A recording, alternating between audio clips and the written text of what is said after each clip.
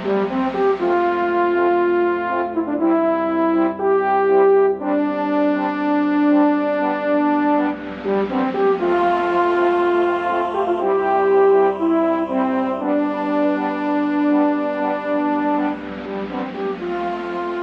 to Cinescope Today, where our goal is to view and discuss current release films from a perspective that celebrates movies and their stories, characters, music, and relevance to the world around us, not necessarily free from criticism. I'm your host, Chad Hopkins, and joining me today, as always, is my co-host for Cinescope Today, Seth O'Neill, and we are talking about Black Panther. Seth, how are you doing tonight? I'm doing great. How are you, Chad? Doing all right. For full honesty, this is round 2 of us trying to record this. I didn't have settings selected correctly, so forgive us if this sounds slightly contrived at the beginning, but we caught our mistake pretty early on, and we'll get back into the flow of things. But to go over things again, it is move-in weekend. It's finally here. We've been teasing it, and as of the next time we record Cinescope Today, we will be official roommates. Woo-woo. Yeah, we're looking forward to it. And what that'll mean is more regular episodes of Cinescope Today, which is great considering the upcoming summer release schedule, really starting with Ready Player One, which you've already teased how excited we are for that. I'm so ready. I wish it was that March 25th? 25th, it's late March, last week of March. I'm so ready. Yeah, me too. So that starts it off for us really, and I'm sure we'll have 1 or 2 things or 3 things before then. But there'll be more regular episodes of Cinescope Today. And I just want to, since this is on the normal Cinescope feed, I just want to say normal Cinescope will be back, hopefully, or it should be back next week. We're in the middle of competition season with my school orchestra. We have our concert and sight reading contest this next Wednesday, and then my stress and schedule levels of busyness will drop significantly. And so I'll be able to contact people and plan ahead more regularly and release Cinescope back on its normal weekly schedule. And hopefully we'll get Cinescope Today back on its weekly schedule and all that good stuff. So you're going to be getting a lot of podcasting from us in the hopefully near future. So, let's go ahead and dive in. I don't think there was anything else that we covered. Let's go ahead and talk about Black Panther. Are you ready? Wakanda forever.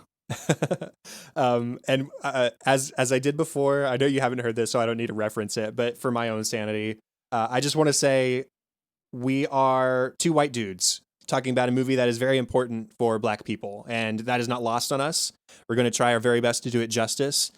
Spoilers, we both like the movie, and we I'm sure have some criticism to levy at it, but none of it takes away from the significance of this film and the importance that it was even made, and even more that it has done very well successfully, critically and financially. So we just wanted to preface with that, and now let's go ahead and dive into the stats. It was released on February 16th of 2018, was directed by 31-year-old Ryan Coogler in his only 3rd film after Fruitvale Station and Creed. The movie was written by Coogler and Joe Robert Cole. The music was by Ludwig Göransson, who also composed for 30 Minutes or Less Coogler's films, Fruitvale Station and Creed, as well as Everything, Everything. And the movie stars Chadwick Boseman, Michael B. Jordan, Lupita Nyong'o, Danai Gurira, Daniel Kaluuya, Letitia Wright, Winston Duke, Angela Bassett, Forrest Whitaker, John Kani, Florence Kasumba, and then Martin Freeman and Andy Serkis. So as we always start off, spoiler-free thoughts. What were your expectations for this movie walking in, and were they met or not walking out? So my expectations obviously going in, our exposure to Black Panther first was from Civil War. That was our first introduction to who the Black Panther is. Obviously, we didn't get a whole lot from it because it was kind of just a little sneak peek of, hey, here's the Black Panther. Here's what happened that kind of caused the Black Panther, him to kind of step out even more with his father dying in Civil War. Spoiler right there if you haven't seen it, but it's been a few years, so if you haven't seen it, your fault. But after seeing Civil War and being introduced to Black Panther, I was very excited for the movie because I was very intrigued by the character that he's shown in Civil War and the kind of the mystery that had kind of popped up, like who is he, where does he come from, what's Wakanda. So that kind of pumped me up a little bit. Then on top of that, we saw it a little bit later than opening weekend, probably like 4 or 5 days after it opened. So obviously people had started posting about it. I had a lot of friends go crazy on Facebook saying, man, this is awesome, Wakanda forever. and which I kept reading and reading into, which made me even more excited because I was like, wow, this must be something amazing. I'm about to get my mind blown. So I was very excited. Obviously, it's a Marvel movie too, so I was like, man, this is gonna be awesome. So going into it, I had a lot of high expectations, which I think was my downfall because when I first saw it, without even really thinking about the movie, just kind of watching it, and after the movie, I was like, man, that didn't really blow my mind like all these people are saying. And I think that was kind of the poisons that people kind of fed me high expectations that made me super hypercritical. But after I kind of sat down and thought about the movie, thought about kind of the importance of it, thought about the story itself and what the characters did and like what they meant, what the development was, I really gained more respect for it. And ultimately, I enjoy it more than I did whenever I just sat down trying to be super critical about it because people kind of made me super analytical because they're saying it's an amazing movie.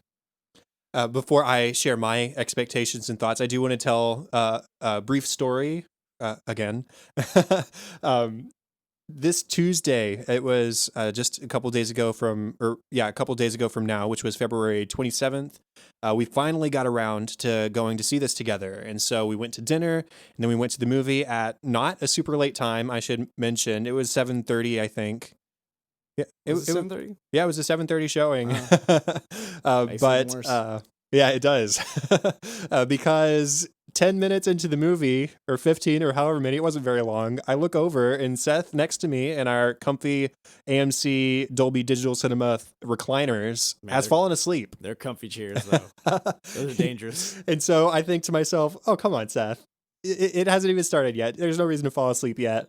And so I nudge him and just sort of shake it off because, hey, he was up at work at 5 a.m. this morning. I get it. He's had a long day. The movie's just getting started. It'll pick up soon and he won't fall asleep anymore. Oh, that was me being optimistic because I think, Seth, you were asleep for half of this movie when we saw it Tuesday night. Probably so. It's probably accurate. So here I am thinking during the movie, man, I guess we're not going to record a podcast on this after all because I'm not going to have Seth talk about a movie he didn't watch. And I'm not going to record it by myself. And so I'm preparing this sort of speech thing in my mind as we're walking out of the theater. Like, okay, it's not a big deal, Seth. It's okay. I get it. We'll either postpone this, do it another time, or maybe we'll just skip it, whatever. Everybody else has already talked about Black Panther. It doesn't matter. And as I'm preparing this, you say, oh, by the way, I saw this on Sunday. Yeah, but I hid that little nugget of knowledge from him. I was just trying to make sure he wouldn't ask me any questions so I wouldn't try to spoil any expectations for him. Yeah, so he did tell me that, revealed, oh, okay, we can record a podcast on this after all, because he did already seen it, but he dropped the bombshell then that he didn't like it very much. And here I was walking out of the theater thinking, man, that was really great. So I'm glad you've warmed up to it. I think we're going to have great discussion either way. But just to share my expectations walking in, I want to confess that I have had a little bit of superhero burnout, I think. I still haven't seen Logan. I haven't seen Wonder Woman or Spider-Man Homecoming or Thor Ragnarok. Now, 3 of those 4 I have on Blu-ray, and I'll be hopefully watching very, very soon, but I didn't catch them in theater because I didn't want to make the time to catch them in theaters. I just lost interest, I suppose, because we get 4 or 5 of these superhero films every year at this point, and frankly, it's exhausting a lot of the time. Now, that being said, I do like the Marvel Cinematic Universe. I haven't really had any of them that I don't like even a little bit. But I'm very excited for Infinity War because I remember back in 2012 when the first Avengers film came out, and I thought, man, it is so cool that we've had these 5 movies, these 5 different characters, and they're all going to be together in the same movie. That's never happened before. How cool is that? And it was cool. Avengers was great. But now we've got like 15 to 20 movies in the Marvel Cinematic Universe, and all of those characters are going to be in a movie together for Infinity War, and that just blows my mind even further. And so really, I think it's my excitement for Infinity War that drove my excitement for Black Panther. In addition to the fact that, yes, this is a very culturally significant movie, and I was anxious to see how it turned out, because if it turned out good, which it did, thankfully, that is great for Black people, for colored people, for non-white people everywhere. If it was not good, yeah, it's still great that it got made, but we would be more unlikely to see movies like this again in the future, or not as many at least, not to this standard. And thankfully, it was very good, and I'm happy to say that I think it makes bold statements about Black culture and how they've been treated worldwide, and especially in America over the years. And so that was part of my expectations. And like I said, I did love the movie. I um, only saw the very initial trailer going in. I try to avoid most trailers nowadays. And so I wasn't spoiled. I just knew that people liked it. I knew that it was significant culturally, and I loved it. I thought it was fresh. I thought it was new and different. I didn't expect things to turn out the way they did. I didn't read the story beats ahead of time like I find myself doing so many times with the Marvel formula. And so I thought this movie was so refreshing and cool and new and different, and I'm so thankful that it turned out as well as it did. Um, Now I can't think of any cons or negatives to the film off the top of my head because it was a very positive experience for me. Are there any just like non-spoilery general cons or negatives that you can think of? Honestly, no. The only thing I'd warn people go that have not seen the movie is just make sure you do not go in with super high expectations, because that can sometimes be a way to block your way of actually enjoying the movie, which in my case it was. So just make sure you don't go in that way. But just the actual cons of the movie, there are a few things that we'll talk about that maybe I wish was better, or I think that I wish they would change. But ultimately, the movie itself is like you said, it's a great movie with great social uh, topics that it covers, great just thematic topics that it covers that we'll discuss. But overall, it's just a movie that is very enjoyable for anyone to go see. It is a good superhero movie with a great superhero there, with a great community in the movie as well.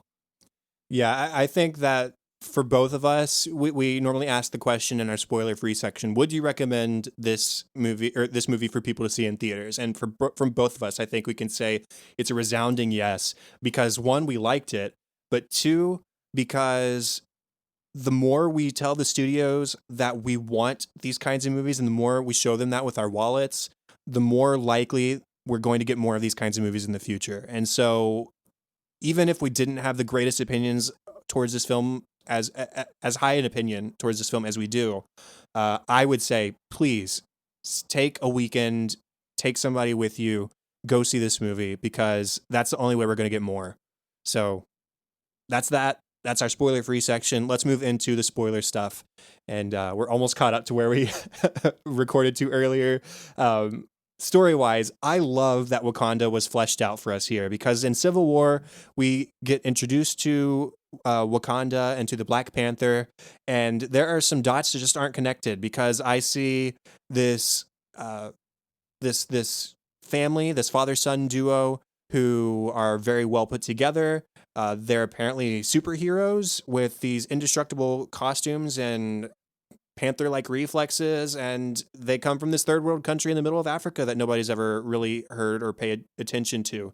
So I had questions like, okay, how? And so being a non-comics person, it was really useful to me to start this movie with the introduction of the history of Wakanda, and how, yes, the rest of the world thinks this is a third world country that just keeps to themselves. And yes, they keep to themselves, but it's because they are definitely not a third world country. They're hiding in plain sight, and they are very technologically advanced because of their very significant resource of vibranium, which, worth noting, is what Captain America's shield is made out of. And also not lost on me is the importance of the notion that this uncolonized African nation was free to live their lives and continue their traditions and develop technologically and socially, to the point that they are now in many ways the richest, wealthiest, most technologically advanced nation in the world. And it just makes you wonder, what would Africa be like today if it had been left uncolonized, and if the slave trade had not been a thing? And it it almost, it hurts, because we see how people over history have had their lives stolen from them, and how that has had lingering, lasting effects.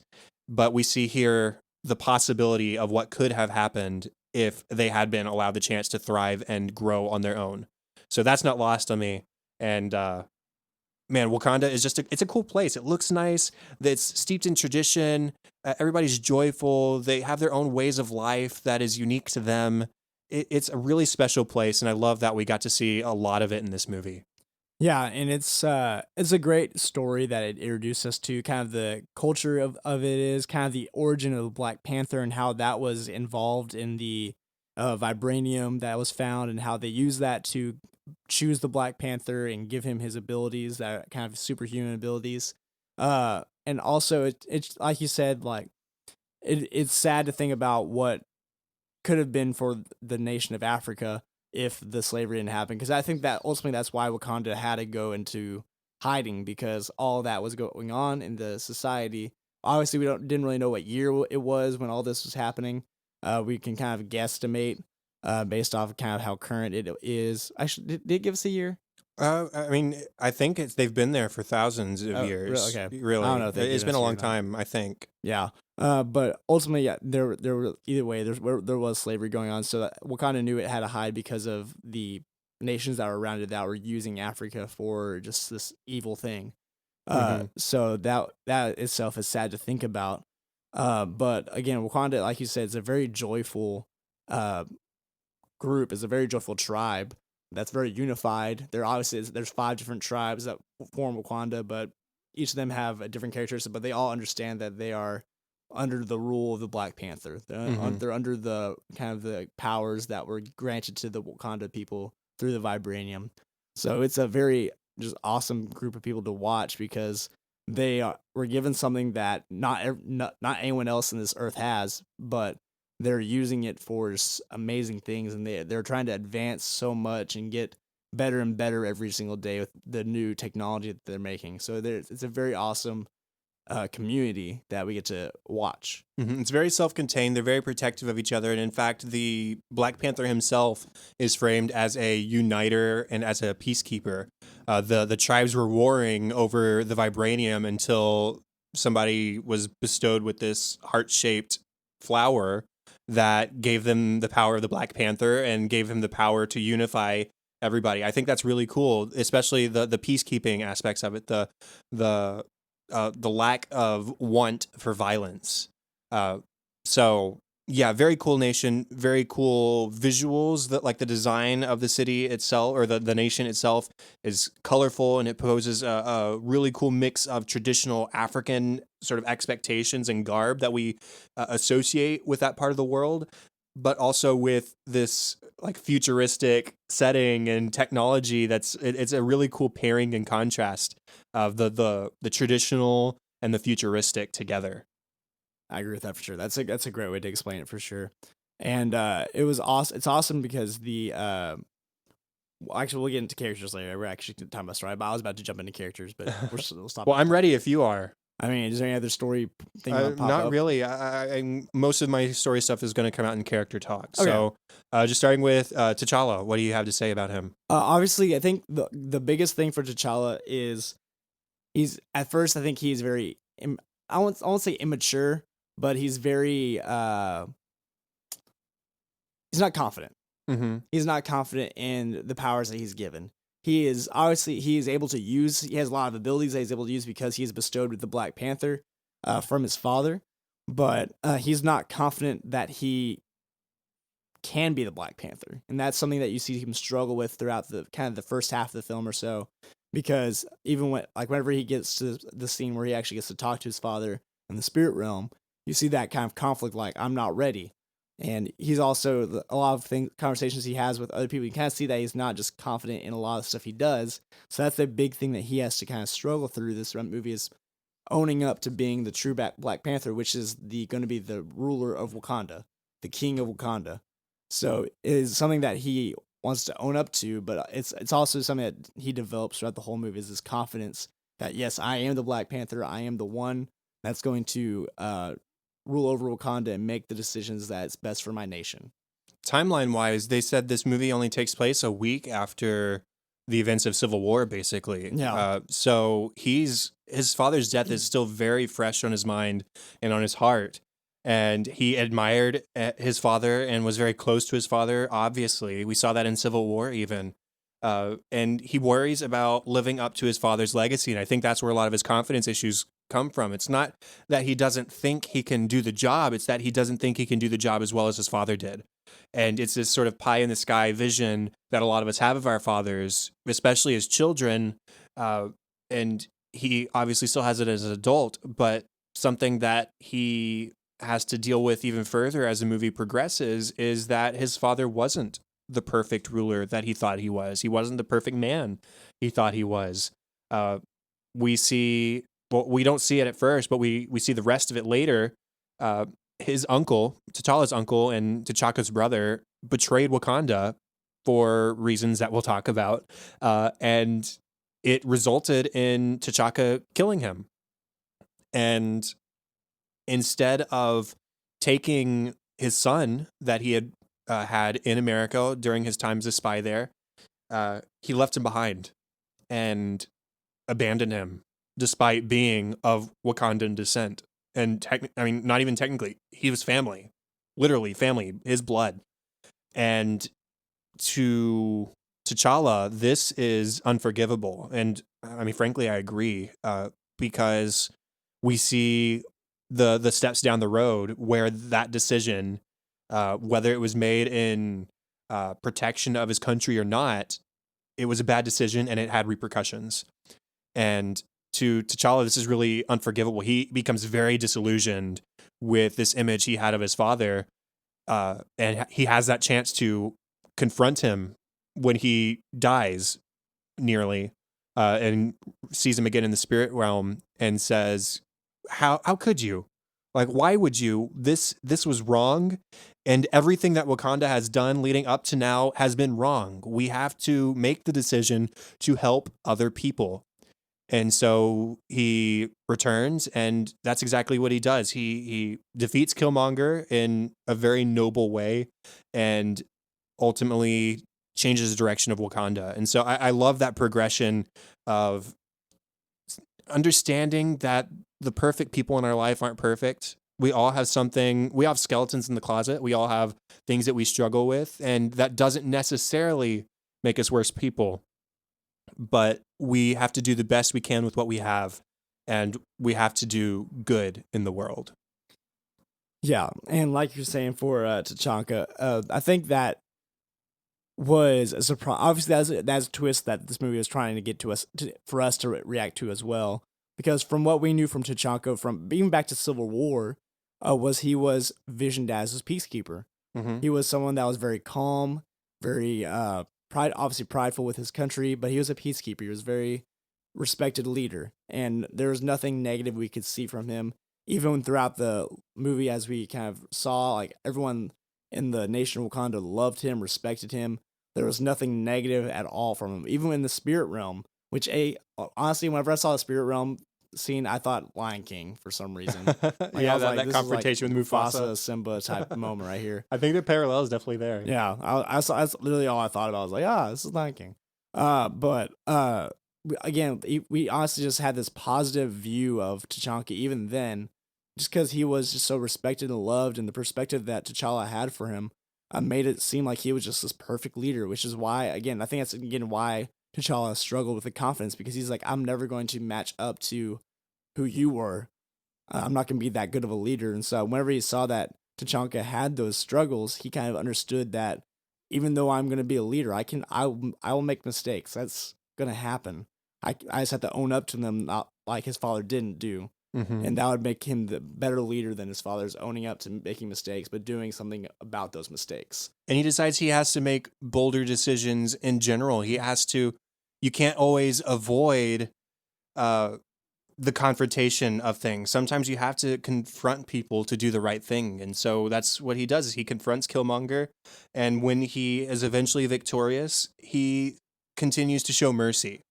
And he showed mercy at the start of the film too, during the ritual when he had his powers stripped from him and he was challenged by M'Baka, I believe. Yeah, Yes, M'Baka is his name. He had the opportunity to kill him and said, you need to yield to me or I'm going to have to kill you. That's just the way that the outcome of this, that's what the outcome's going to be if you don't yield. And so he gives him that option. He gives him the choice of life. He does that earlier in the film, and he does the same thing with Killmonger at the end after he has defeated him, stabbed him in the chest. In fact, he goes beyond just offering him his life back. He grants him the peace of watching a sunset, which is something that his father had always told him about before he had been killed.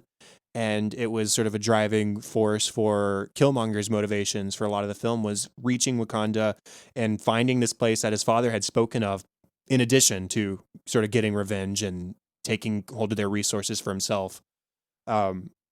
So yeah, I just love that even in victory, T'Challa is merciful, and I think to me that's the strength of a good leader. Good leader. Agreed, for sure. Going ahead and moving on to Killmonger, what are your thoughts on him? So Killmonger, I think in order to understand his character, you have to think the way he thinks. Mm-hmm. Because ultimately, if you're in his shoes, where you were literally left abandoned because someone killed your father and you found out who it was, obviously your whole life is gonna be centered around the fact of, I need to find these people and give them a taste of their own medicine. Because obviously his life was fine in America. He obviously didn't know his father's heritage at all, really, that much. But because of what happened to his father, that drove him to find out what was happening. So actually, I'm not sure if he knew as a kid if he was Wakandan or not. I think the scene when he was getting the Black Panther powers, part of that, it was part flashback and part spirit realm. Okay, so I think it was him flashing back to a time when he found out about Wakanda from his father before he died, and then being able to confront him as an adult. Now that I said that, I was like, then how would he have known about Wakanda? That makes sense. Okay. Yeah. So obviously, so he did kind of know his descendants a little bit, so that's kind of why he motivated him to find Wakanda.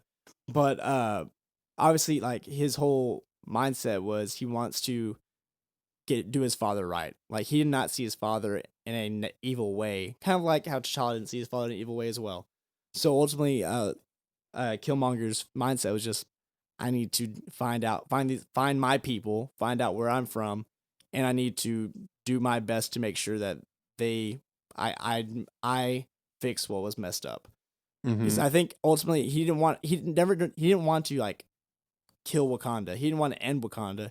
He wanted to change Wakanda to be what's better in his mind for that nation. Yeah, it's tough. Marvel has had a history of just not memorable villains, and I think Loki was one that was an exception, and I think Killmonger for me is an exception because of the social importance of Killmonger as a character, because he's an intimidating villain, made all the more effective by the fact that he was created essentially by T'Chaka, and the notion that Wakanda's emphasis on solitude and the protection of its people was more important to T'Chaka and to the nation itself than to bring in a lone outsider and a child at that. I mean, it's beyond me why they couldn't make an exception, and I don't see that as a story weakness. That's a character weakness, and T'Chaka was wrong, and T'Challa is right to call him out on it and to change things for the better by the end of the film. But instead of having the situation sort of explained to him, Killmonger, and having the opportunity to live and to grow as a Wakandan, like his father had the opportunity to, and having the benefit of being part of the royal family, he's left to fend for himself with nothing but the knowledge of who killed his father, and the anger festers because of that. And all the meanwhile, he's living in a rough part of the world. It looks to be a tough neighborhood in California. And we know historically, Black people have not been treated well in America. And so he has lived his life without his parents, being oppressed by the people around him and the lack of equal opportunity. And so his mindset is, there's this nation out there where my father is from. They abandoned him. They abandoned me. They have the resources to not only take care of themselves, but also to take care of all of their black brothers and sisters around the world, and they don't. And I'm going to do something about it. And that's the heartbreaking part of Killmonger to me, is that he sees Wakanda as a tool to seek justice. And I saw this parallel online the other day. The Killmonger T'Challa duo is very much like the Magneto Dr. X relationship in X-Men, because Magneto sees mutants as a superior race that wants equality and wants to find that equality by making themselves beyond equal, by making them better than everybody else and taking over. And Killmonger sort of has that same mindset. So I like that comparison. Yeah, that makes actually a lot of sense. Thinking about it in that light, that perspective, like it was X-Men for sure. Because you can see that Killmonger wants to use the resources in a way that he wants to use the weapons, the resources of vibranium to reach out to the others that are oppressed. Throughout the movie, you'll see he always talks about my ancestors, and obviously, whenever he's talking about that, he's talking about those that were impacted or inflicted by through slavery or through the trade or through just being oppressed for the color of their skin, whatever it was. He obviously is talking about those people that have had issues due to their ancestry, due to who they are as persons. So he wants to fix that and fix that oppression, fix that negativity that has been coming throughout all the years, and obviously still is present in present day, which is sad. But that's an awesome comparison because I can see that really evident side by side, how one's wanting to use Wakanda for the good and one's wanting to use it for the power. Mm-hmm. And that's the problem with both Magneto and with Killmonger, is that when you try to assert your superiority over somebody else, you just become the problem. Like, white people are the problem, frankly, because we have had a history of using our skin color to enforce ourselves as superior over other people. And now Killmonger just wants to do the same thing in reverse. And so how does that fix a problem? And Magneto, how does that fix a problem when mutants start oppressing non-mutant people? So that's the issue at hand here. And that's why T'Challa sees it as so desperate a situation that he needs to stop him. It's also what Killmonger's father's mission was, and that's sort of why he betrayed Wakanda in the first place, was because he was trying to arm the Wakandan spies around the world so that they could take control, and maybe even not take control. I think Killmonger's maybe a more extreme version of what his father wanted, which was just to help each other, and purely that, to help each other, to seek out and to assist those who are oppressed and in need. But Killmonger wants to straight up reverse oppress people who have done that to him to begin with. Yeah, and that again, I can't. I basically feel like I'm about to repeat you again, but that's exactly right. I don't want to keep just being an echo for you at all. But yeah, it all makes sense. Okay, I'm yeah.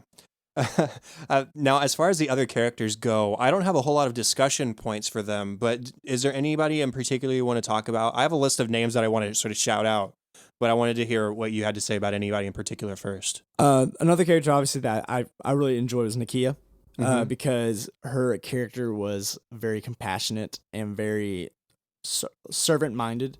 Even though she was one of the tribe's royalty. I think she was a daughter of one of the tribesmen leaders. Nakia, I think, is T'Challa's. Oh wait, no, Nakia, Lupita Nyong'o's character. Yeah. Okay, sorry. Go ahead. She's the love interest. Yes. T'Challa. I was thinking the sister for some reason. Not the sister. That's what's her name? That's her character name. Shuri. That's right. Okay. But yeah, Nakia, I really enjoyed her character specifically because our first exposure of hers was they were doing a rescue mission for her, and she was undercover as just an African woman, a basic African woman in a tribe that was being held captive. And I think I honestly think they're being held captive for slavery or trade. So you see that she was among other women that were being held captive, and the reason she was being that way was because she was trying to collect information about who these people were that were holding these women captive, and she was serving her country and wanting to protect even more of the people that were being used negatively in the nation of Africa. And then even throughout the movie, whenever T'Challa's like, "Hey, stay in Wakanda, be my queen," all this, she's like, "No, I want to serve the people. I want my people to be safe." So you see that she has just a servant mind, compassionate person that's very encouraging, very good role model to look at, no matter who you are, because obviously, oh, if we are all thinking like that, that would make the world a better place, type deal. But she just has a very awesome mindset and awesome perspective on how to serve the people around you and do it in a way that doesn't force anything. It's very just compassionate, very open minded, and very bold, because she'll do whatever it takes to make sure that her people are safe. In a way, she's the non-corrupt version of Killmonger's mission, where she's out in the world protecting those who have been oppressed and purely doing that, protecting and rescuing. And that's what Killmonger, if he wasn't, quote, the bad guy, that's what his mission would be to help those who can be helped because you have the ability to help. And that's what Nakia is doing. And that's why she is so resistant to staying, not because she doesn't love T'Challa, but because she's passionate about protecting people like her who just don't have the resources like her. So I really like her, and I like her loyalty to T'Challa specifically. There's a loyalty. Actually, this is in my discussion points for theme, so I'll save it. But I like her loyalty to T'Challa, and we'll talk more about that later. A character I really liked was M'Baka. M'Baka is one I have a few things to say about. Portrayed by Winston Duke. He's the guy who is the lead of the one tribe in Wakanda that sort of doesn't bow to the Black Panther, the way I understand it. There's 4 or 5 tribes, and all of them are united except for this one sort of on the outskirts. And so he's the one who, at the start of the film, at the ceremony where T'Challa is being sworn in basically as king, he challenges him for the throne, says, "Nope, I want your position." So they fight, and it's his life that is spared by T'Challa. And so the movie goes on. We don't see from him or hear from him for a while. And when T'Challa is defeated by Killmonger the first time and washes up in the middle of an icy river, he protects him and shelters him. M'Baka takes T'Challa and protects and shelters him. And when Shuri and Nakia and T'Challa's mother come by seeking help and wanting to give M'Baka the ability of the Black Panther to hopefully defeat and take down Killmonger, he says, "Listen, I have your king here, and I respect the outcome of our duel, and I respect that he gave me my life back when he didn't have the obligation to do so." And he's sort of a changed man from what we saw earlier in the film. And so I really appreciated that about his character, was that he respected the results and the outcome of this duel, and he was loyal and not maybe not loyal is the word, but he was honoring that challenge outcome to the point that he restored T'Challa to his former glory after protecting him and handing him over and allowing him to take the Black Panther powers rather than M'Baka himself. And then later he brings an army to assist. And so it's really this, I don't want to say it's a complete 180 because we don't see a whole lot of the character at the start of the film, but he's very different from the man who challenges T'Challa at the start and his change to the end. So Winston Duke, pretty cool guy. Yeah, and another character that I want to bring up as well, and actually there's 2 characters I actually want to talk about that actually I didn't like in the movie. Mm-hmm. One of them, the reason I didn't like this first character is because they wanted you not to like him, is W'Kabi. Mm-hmm. I feel like they didn't want you to like W'Kabi, which is portrayed by Daniel Kaluuya, which is from Get Out. Mm-hmm. I didn't like his character because he was so shady. And throughout the movie, you see that he's one of T'Challa's best friends. But the second that T'Challa is dethroned by Killmonger, he's now following Killmonger. And the thing that I don't like about Wakabe is because he was a man of action. I think his mindset was more connected to Killmonger's mindset than it was to Nakia or T'Challa. Because he wanted to do action, he wanted to do something about it. He wants to use force. Like when it came to taking down Ulysses, was it Klaus? Yeah, Claw. Claw or Claw? I think it's just Claw. Claw. Yeah. When it came to Claw, he's like, man, just kill him. Bring him back dead. Like he's like, just kill him. And like when it came to anything, his first reaction is like, let's just pull out full force. Let's go. I think that right there is his character flaw. Is he is based especially in revenge, because the reason he is so prejudiced against Claw, I mean, he should be. Claw's not a good guy, but it's because Claw attacked Wakanda and killed people who he was close to. And he saw it as a failure of T'Chaka as king and Black Panther, that Claw was never brought to justice. And so he expects T'Challa as the new king to follow through where his father couldn't and to find justice for Claw. And T'Challa promises it and fails to deliver on it. But here comes Killmonger waltzing up with Claw in a body bag. He's done something that the past two kings of Wakanda have failed to do. Hey, let's go along with this guy because he delivers results. Now, he doesn't have the context of how Claw was killed by Killmonger or their former partnership or anything like that. And that's his problem, is that he's so focused on revenge that he doesn't have the full story. And then he completely essentially betrays his nation and his king by focusing on revenge and the person who was able to grant him the justice he thought was deserved. Yeah, so it obviously just showed a lot of, like I said, character flaws for him because his focus was not on his nation. His focus on his personal interest, and I'm not sure if it specified who was killed during the attack that impacted him. I'm not sure if it was any parents or anything like that. I want to say it was probably like a wife or parents or something like that. It was family. I want to say that they said he mentioned something like that. Mm-hmm. I want, because I remember it being specific. But yeah, he made his mission for Wakanda. He made it too personal, which obviously was not the best interest for Wakanda. It was the best interest for him. Which, whenever your mindset turns from the best interest of the group to an individual interest, it then shows your own flaws and makes it your mission not the best interest for a group of people. So that was one character I did not like, was because obviously the movie does not kind of portrays him to not like him. Right. So it wasn't, you thought this was a poorly fleshed out character. No, it was more like this was a character who made poor decisions. Yeah. And I don't like him because of that. I just didn't like him because of that. Right. Now, this next one obviously is another character we're not supposed to like, but there are things about him in the movie that I think were not portrayed correctly, or they could have done more, and that is Claw. Mm-hmm. We knew Claw from Age of Ultron, and we actually don't really know much about him from Age of Ultron either, because he was briefly in there tag teaming with Ultron. Yeah, I mean, I saw Age of Ultron once, and I don't remember much. I did remember that he lost his arm, which is a sort of minor story point in this one. I think he lost his arm because of Ultron, because he got attacked by Ultron. I think him and his group were like trying to steal something. I don't know. Yeah. But I remember that we don't really know much about him. And then again, this storyline, he's a big villain because he's someone that's been against Wakanda for 30 years or something like that. Because he was the one that found Wakanda, blew up the vibranium plant, or blew up a village because he stole vibranium.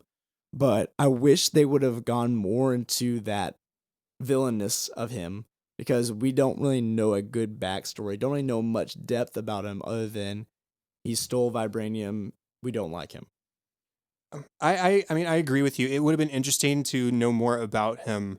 But I did like what we got of Andy. I thought he was surprisingly funny without losing his threat, which was cool to me. But I want to mention another character, and then I'll talk about why. Martin Freeman's character of Everett Ross in this movie. He is a nobleman who, again, we've seen before. We saw him in Civil War. But his character's determination to risk life to stop the weapon shipments from leaving Wakanda. He is sitting sort of in the simulator, and he exits the simulator for a brief second to realize, oh, they're about to break through this chamber I'm in.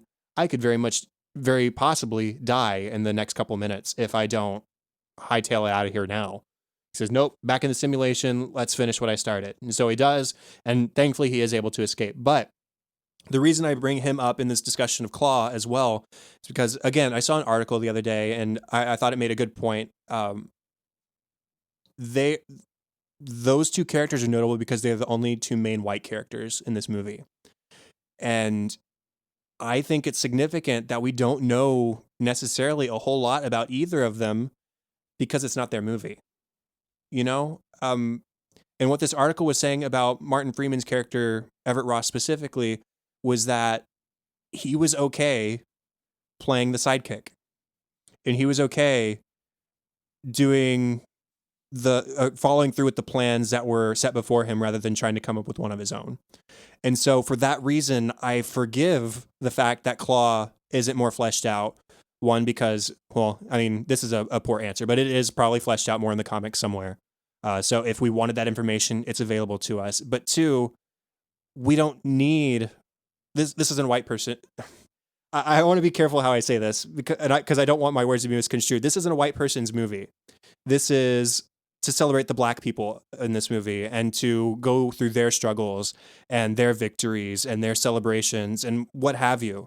And so the fact that these two white characters aren't maybe as detailed or as fleshed out, or we don't have as background story to them as we could have had in a different Marvel Cinematic Universe movie, that's okay to me because they weren't the focus. Does that make sense?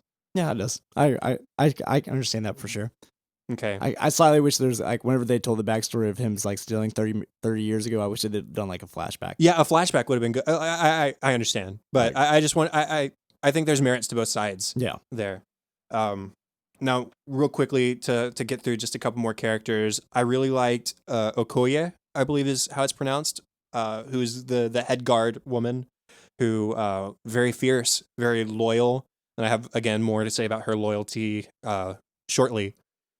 I liked Nakia, played by Lupita Nyong'o. I liked Shuri a lot. She was almost like this movie's version of Q from James Bond. Yes. The weapon supplier manufacturer, except there was the fun dynamic of her being the little sister at the same time. And I love that brother-sister relationship that T'Challa and Shuri had, that was antagonistic at times because they're brother and sister, but it was also based in mutual respect from subject to king, I suppose you could say, but also just that brotherly sisterly love and her maturity as the head of technology in Wakanda. I just thought she was a real cool character, and she had a lot of great personality, and she was very likable in the film. So I just wanted to mention her. Yeah, and on top of that, just all of the female actresses in this movie, I mean, that I applaud them because they, again, just not only are they showing the importance of their heritage of being black, but also their strength of being a woman. Mm-hmm. Because the character, all the female characters portrayed in this movie were very strong, very confident women that knew what they wanted. There was no sign of just weakness that some movies would portray of women. Like they were very strong, and that also is very encouraging. For any woman to see that is very encouraging. But also for a man to see that as well, I think that is awesome that there's more strength in women characters nowadays than there have ever been in roles. Mm-hmm. Women aren't there for us to save them. No, they can save us sometimes too. Yeah, which this movie happens. Like those women soldiers were kicking butt. Yeah, it is very cool. That's a great point. I'm glad you mentioned that. The power of both black people and the strength as a culture, and then women and their strength in their abilities as women. I think that's amazing. Now moving on to music. Again, we haven't like dived in deep into the score or anything like that. We just have what was presented in the movie, to which I say, man, it was just a cool score. I honestly, like, this movie had such a wide mixture of types of music with it. There was the tribal music that you'd hear. There's like, and during the scene where T'Challa was going up against M'Baku, or whenever they're doing this, what's a good word for it? The challenge, the tribal challenge, whatever it was. They had that kind of little tribal chant that they would be doing. Then on top of that, you had the intensest instrumental music during fight scenes or just during transitions. And on top of that, you had the rap music. Yeah, there was like a hip hop element to Killmonger's themes. Yeah, and also whenever they walked into the casino area, there was a hip hop music. That was I've heard that song before. It was The Weeknd.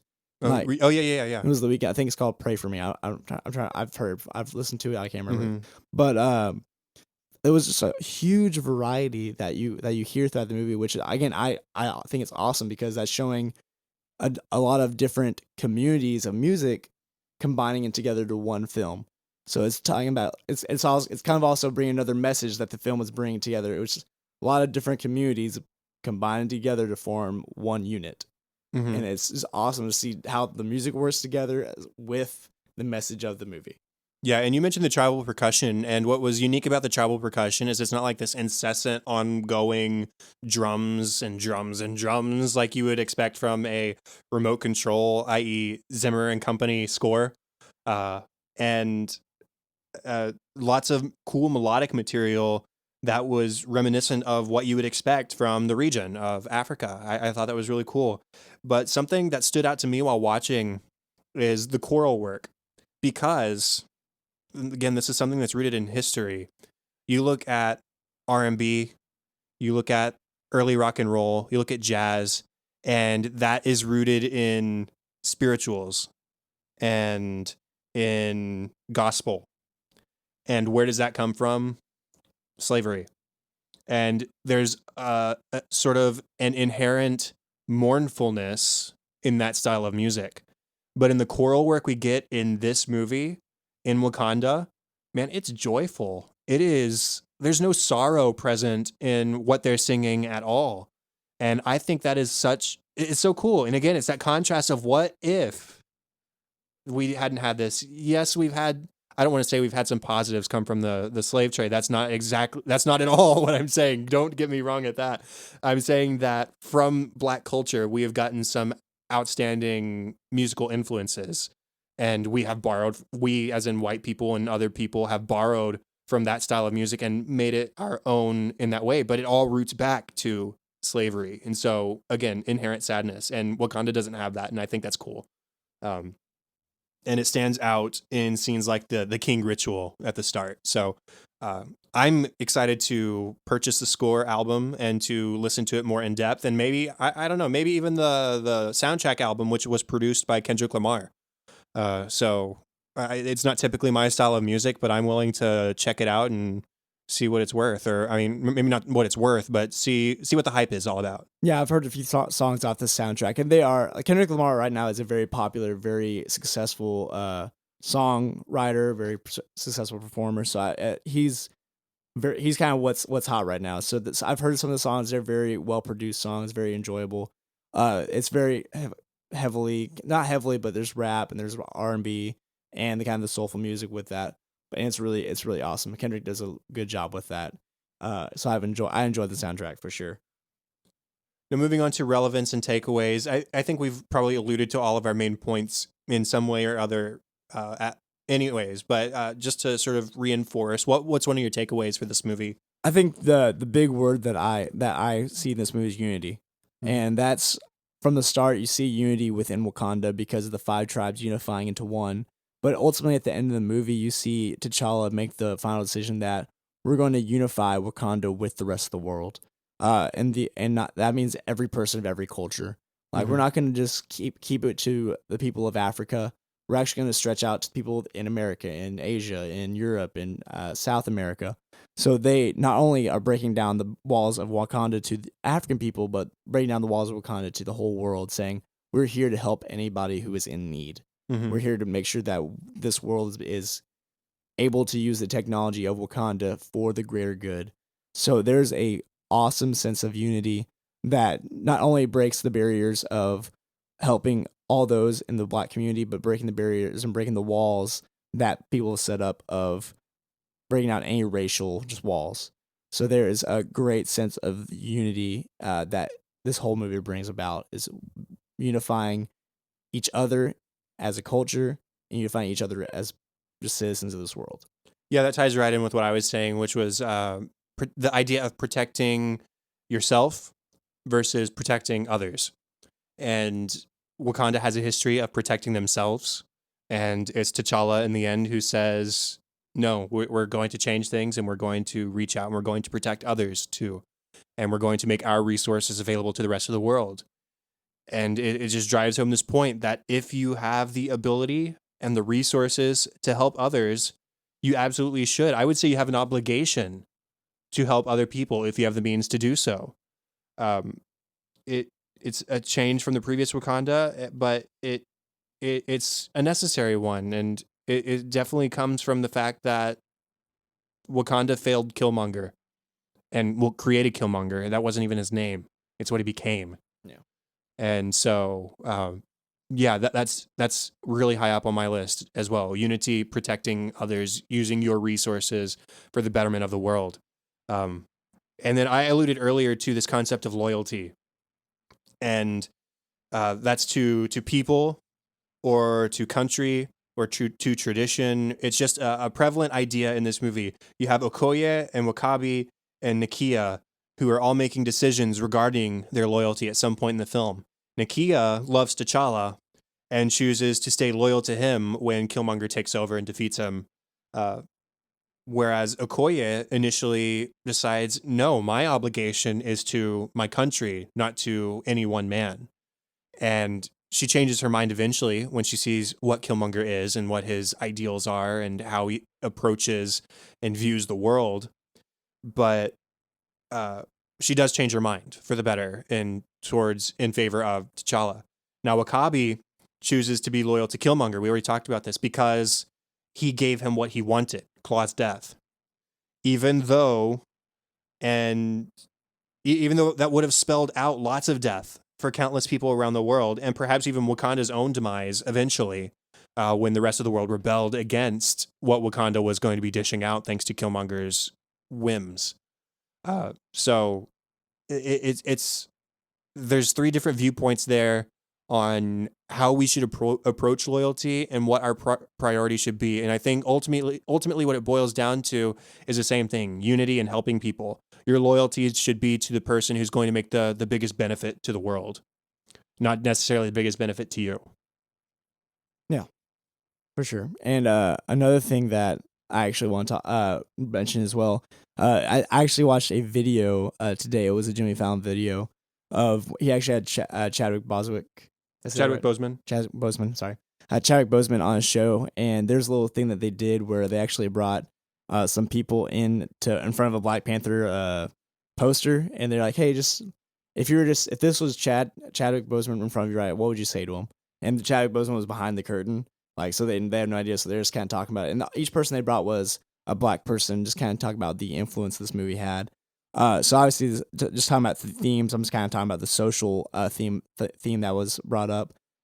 But hearing the kind of stories, some of them were funny, just funny stories. So just to bring some comedy, because this is Jimmy Fallon. Mm-hmm. But some of them were just very emotional, because a lot of Black people will see this movie and it empowers them, it encourages them, and it's an amazing feature of a movie that whenever someone sees it, that it inspires them. So that is something that this movie brings to not just, I mean, I'm not going to just limit it to just Black people, because it can inspire anybody. But obviously that is kind of a more visual focus of the movie, is inspiring the Black community.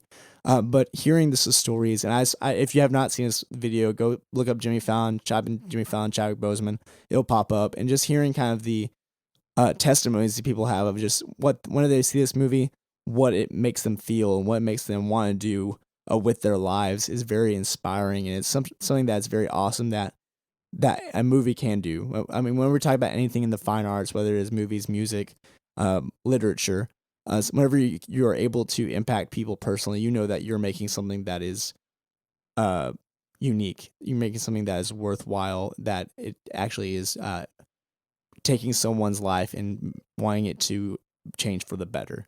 So it's this movie, like we've talked about throughout this whole podcast, is something that obviously it wants to take a social issue, which has been racism, which has been oppression, obviously more so on the Black community, but overall oppression and slavery and racism throughout all of mankind that we've seen, and wants to break down the barriers of it and unify us. And obviously in the Black community watching this movie, hopefully it is inspiring. Obviously, me and Chad cannot connect with that as much, knowing our race, but hopefully that this movie can be inspiring and can improve anybody individually, that can inspire you to become better than what you are, and to be a better person. So it's a great movie because of that single fact.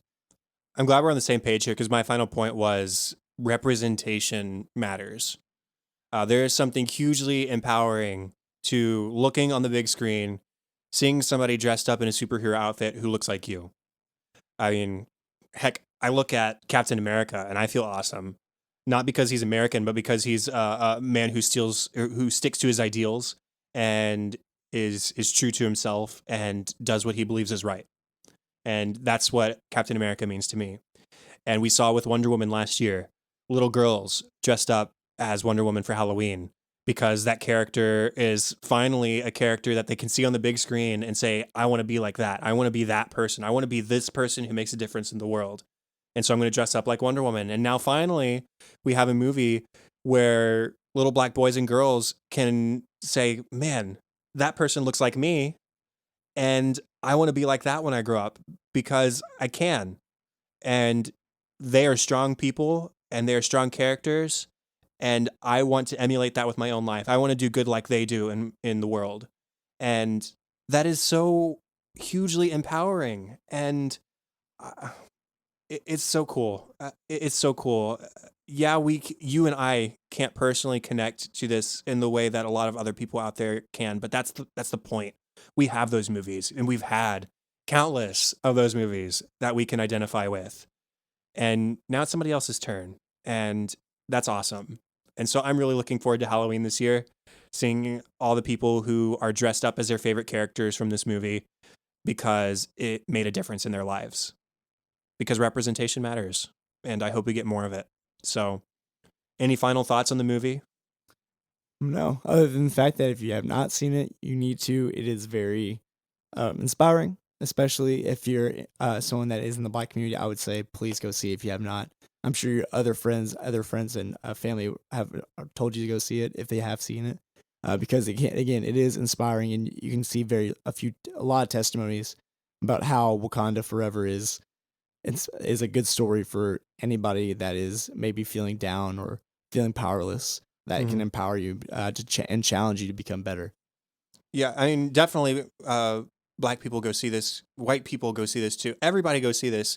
And I want to challenge you to view this movie from Killmonger's point of view, because his point of view is an important one, because he acts the way he does because he felt oppressed by the world around him. And that is a very real viewpoint for a lot of people in America today. And I think that is important for white people, maybe even more than Black people, to see that people out there feel that way. And it can lead to drastic situations, and it can lead to heartbreak, and it can lead to just generally not fun things. And so that is a viewpoint that we need to consider so that we're not going out there and creating our own Killmongers. Yeah. And this and one last thing I forgot to mention during the podcast, there's always, obviously this movie shows that there's always a good way and a bad way to react to things. And ultimately it is our decision and our way that we process information that decides what that is. So it's always good to always look at whatever situation you are in life and understand, okay, what do I want to do? Is that for the best of my life that I'm doing this? Because that obviously can change your whole life based off of one decision. Obviously for Killmonger, it changed it for the worse. For Nakia, for T'Challa, for the nation of Wakanda, decisions were made that improved the nation and unified it even more. Well, with that, I think that's the end of the official 4th episode of Cinescope Today. Contact for the show, facebook.com/Cinescope Podcast and @Cinescope Pod on Twitter. Please consider going over to iTunes, rating, reviewing, subscribing to the show. That'd be a big help to us and with visibility and all that kind of stuff. Email feedback and ideas to the Cinescope Podcast @gmail.com. And you can also use that email address to contact me regarding co-hosting if you have a movie that you'd like to talk about, or if you have a movie coming up this summer that you would like us to talk about for Cinescope Today. Definitely use that to tell us, or our social media. Now, Seth, where can people find you online? You can find me online on Twitter. My tag is @Seth02. That is Seth, the letter O, the number 2. And that is basically the main way you can find me on the internet. The best place to find me is also on Twitter. That is on at Chadadada, ChadAdada. You can also find me on Facebook if you'd like, although I don't do much on there, but that's facebook.com/chad.hopkins. And then there's my other show, An American Workplace, where we talk about NBC's The Office, and we're 4 or 5 episodes into season 4 of the show now. That show's going great. It's a lot of fun. And you can find out where podcasts can be found and at workplacepodcast.com.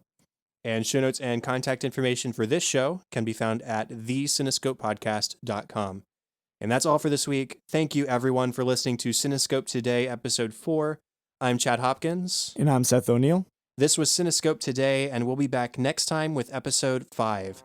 Have fun and celebrate movies.